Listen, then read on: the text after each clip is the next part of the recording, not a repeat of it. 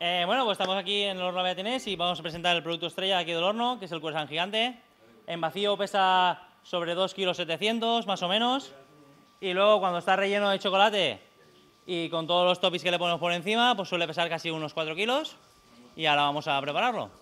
La verdad es que nosotros hacemos croissants todos los días y estamos haciendo la masa y se nos vino la idea de decir, ¿cómo se podía hacer uno grande?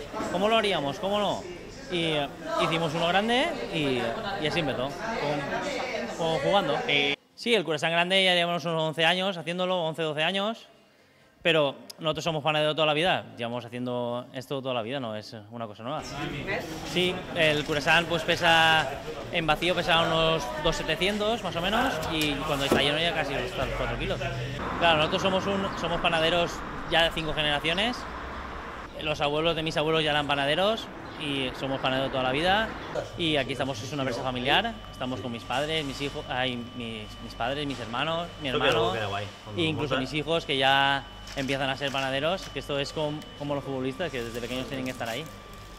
A ver, los que nos conocen ya lo saben, pero nosotros siempre buscamos la mejor calidad en todo, porque nosotros tenemos un lema que lo importante no es que vengas, sino que vuelvas, y si no, tú lo haces grande y no lo haces bueno, a la gente no le gusta y no lo compra.